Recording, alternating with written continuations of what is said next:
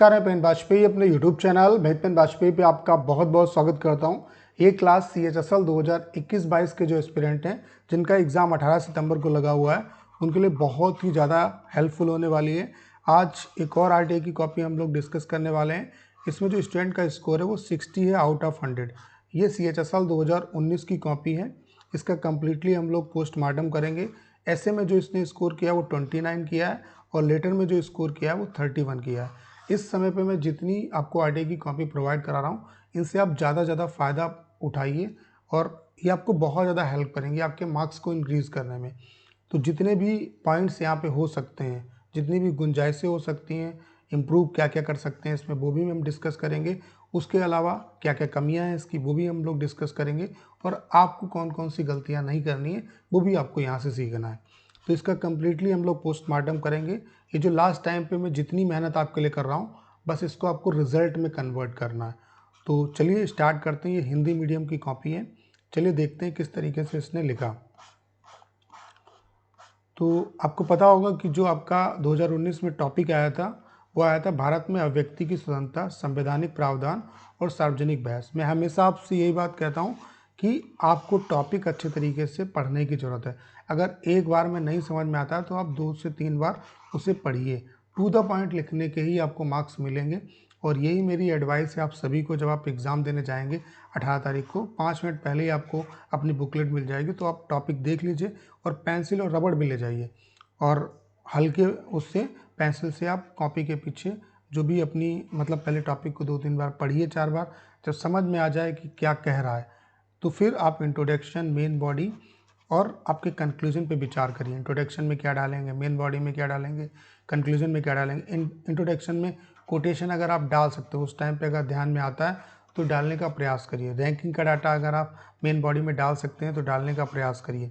Conclusion में कभी भी बुराई नहीं करनी है सरकार की, आपको बेटरमेंट के लिए राय देनी है। तो यहाँ पे टॉपिक क्या कह रहा है कि भारत में अभिव्यक्ति की जो स्वतंत्रता है उसके बारे में आपको बताना है। उसके अलावा संविधान में इसके लिए क्या प्रावधान किए गए हैं, किस आर्टिकल में है, कहाँ से लिया गया और ये सार्वजनिक बहस का मुद्दा क्यों बना है। हो सकता है उस टाइम पे कुछ ऐसा सिनेरियो हो जिसकी वजह से ये ज्वलंत मुद्दा हो पब्लिक डिबेट का, तो उस पॉइंट को भी आपको छूना है। बस इतना ही आपको एक्सप्लेन करना है। अगर आप सिर्फ टू द पॉइंट चीज़ों को एक्सप्लेन कर देते हैं तब भी आपको बहुत अच्छे नंबर मिलेंगे। तो यही आपको सीखना है यहाँ से, ठीक है। तो देखते हैं इन्होंने किस तरीके से लिखा। भारत एक विशाल लोकतांत्रिक राष्ट्र है। विश्व में हमारा देश सबसे पुराने लोकतंत्र राष्ट्रों में से एक है। लोकतंत्र का अर्थ ही होता है जनता का जनता के द्वारा व जनता के लिए शासन। भारत में लोगों को संविधान द्वारा अनेक स्वतंत्रताएं प्रदान की गई हैं जिसमें से अभिव्यक्ति की स्वतंत्रता भी प्रमुख है। अभिव्यक्ति की स्वतंत्रता हमारे संविधान द्वारा अनुच्छेद 14 के तहत प्रदान की जाती है। यहाँ तक बिल्कुल सही। यह प्रत्येक व्यक्ति का मौलिक अधिकार है व उसे किसी भी कारण से इससे वंचित नहीं किया जा सकता। यहाँ तक बिल्कुल सही है। इसके अनुसार हमारे देश में किसी भी व्यक्ति को अपने धार्मिक, सामाजिक विचारों की अभिव्यक्ति का अधिकार है, लेकिन इसके कारण किसी व्यक्ति, समुदाय, धर्म व कानून की गरिमा को ठेस नहीं पहुंचनी चाहिए। अभिव्यक्ति की स्वतंत्रता के पालन की कड़ी में ही सार्वजनिक बहस भी शामिल है।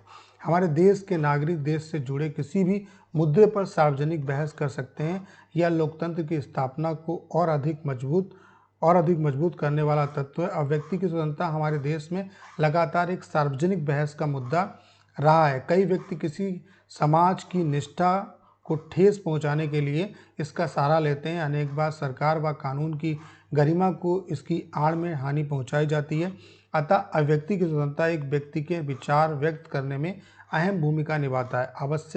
आवश्यकता इस बात की है कि संविधान की मर्यादा को ध्यान में रखकर ही इसका प्रयोग किया जाना चाहिए।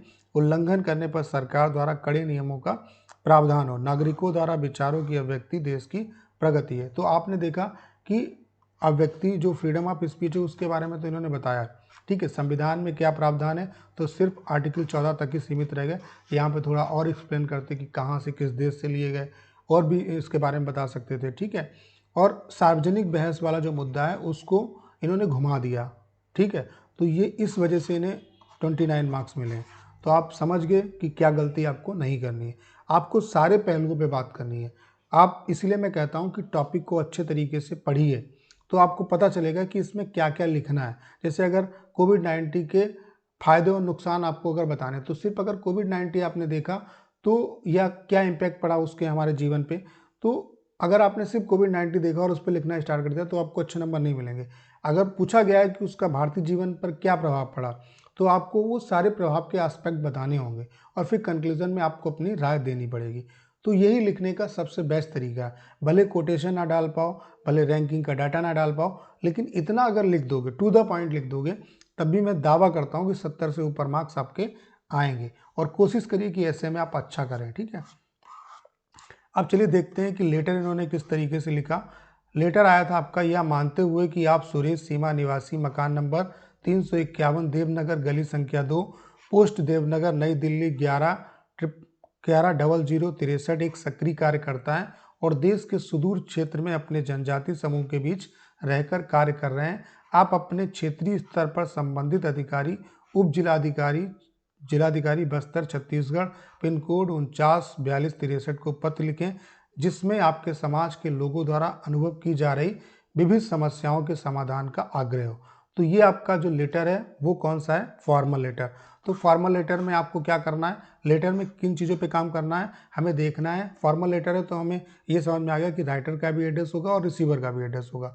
तो राइटर का एड्रेस दिया हुआ है, सुरेश सीमा निवासी, मकान नंबर देवनगर, गली संख्या 2, पोस्ट देवनगर, नई दिल्ली, ये पूरा आपका ही एड्रेस दिया हुआ है। फिर लिखना किसको है? संबंधित उप जिलाधिकारी बस्तर छत्तीसगढ़, पिन कोड ये दिया हुआ, यानी कि रिसीवर का भी एड्रेस दिया हुआ है। डेट हमेशा प्रेजेंट की डालोगे। इसका सब्जेक्ट क्या है कि जनजाति समूह के बीच, मतलब जो उनको समस्याएं हो रही हैं उसके बारे में, ठीक है। तो देखते हैं किस तरीके से इन्होंने लिखा। तो इन्होंने राइटर का एड्रेस डाल दिया, बिल्कुल सही, ठीक है। इब्री एड्रेस डालने के बाद एक लाइन का गैप देंगे, दे दिया इन्होंने। दिनांक आपको लिखना नहीं है, ठीक है, डायरेक्ट आप डालो 14 फरवरी 2021, ठीक है। उसके बाद सेवा में श्रीमान उप जिलाधिकारी बस्तर छत्तीसगढ़, पिन कोड डाल दिया इनका, यानी कि रिसीवर का भी एड्रेस डाल दिया। फिर उसके बाद सब्जेक्ट समाज की समस्याओं के समाधान हेतु, ठीक है, जबकि जनजाति पर ये होना चाहिए कि जनजाति समूह में रह रहे लोगों की समस्याओं के समाधान हेतु, ठीक है। महोदय, सविनय निवेदन यह है कि ये छोटी छोटी चीज़ें देखता है एग्जामिनर, सिर्फ इन्हीं चीज़ों को देखता है, बाकी कंटेंट आपका इतना इंपॉर्टेंट नहीं है। बस लेटर में यही चीज़ें चेक की जाती हैं आपकी कि राइटर का एड्रेस, रिसीवर का एड्रेस, डेट और आपने सब्जेक्ट सही लिखा है या नहीं लिखा है, ठीक है। बस इतनी चीज़ों पे आपको काम करना है। सविनय निवेदन यह है कि इस पत्र के माध्यम से आपका ध्यान उपरोक्त क्षेत्र में व्याप्त समस्याओं, देखो व्याप्त भी गलत लिखा है, व्याप्त इस तरीके से लिखा जाता है आपका, मैं बता देता हूँ। व्याप्त जो है वो इस तरीके से लिखा जाता है, ठीक है। व्याप्त समस्याओं की ओर खींचना चाहता हूँ हमारे क्षेत्र सघन सघन बसावट, ठीक है, बनावट होना चाहिए, ठीक है, वाला क्षेत्र है व इसमें जनजाति समूह के लोग निवास करते हैं। पिछले कुछ समय से हमारे समाज के लोगों द्वारा विभिन्न समस्याओं का सामना सामना किया जा रहा है। हमारे क्षेत्र के लोगों को सरकारी कार्यालयों में जाने की इजाज़त नहीं है, बस सार्वजनिक स्थलों पर भी दुर्व्यवहार किया जाता है। हमारे तबके के बच्चों को विद्यालय में प्रवेश लेने से रोका जा रहा है। विभिन्न मूलभूत सुविधाओं जैसे बिजली, पानी आदि से भी वंचित कर दिया गया है। पब्लिक ट्रांसपोर्ट से यात्रा करने की अनुमति नहीं है। अतः आपसे अनुरोध है कि संबंधित अधिकारियों को उचित दिशा निर्देश, जबकि आप लिख रहे हो संबंधित अधिकारी को ही, तो ये चीज़ गलत है। दिशा निर्देश जारी करें ताकि समाज के लोगों में खुशी की लहर दौड़ सके व साधारण जीवन जी सके। सधन्यवाद, भवदी सुरेश। बिल्कुल सही है, ठीक है। यहाँ पे आप डेजिग्नेशन नहीं डालेंगे, अगर आप खुद ऑफिसर हैं तो आप डेजिग्नेशन अपना डालेंगे, ठीक है। तो इन्होंने क्या गलतियाँ की आपको समझ में आ गया। 31 मार्क्स मिले, अगर थोड़ा सा और इम्प्रूव करते तो 35 या उससे ऊपर मार्क्स मिल सकते थे। तो इस कॉपी से आप बहुत कुछ सीख पाएंगे। तो यही छोटे छोटे पॉइंट्स आपको सीखने हैं और इनको अगर आप इम्प्लीमेंट करेंगे तो इससे फ़ायदा आपको ज़रूर होगा। तो करना क्या है, इस वीडियो को ज़्यादा शेयर करना है। उसके अलावा अगर आप चैनल पर नए हैं और आपने अभी तक इसे सब्सक्राइब नहीं किया है तो प्लीज़ चैनल को सब्सक्राइब करना मत भूलिएगा।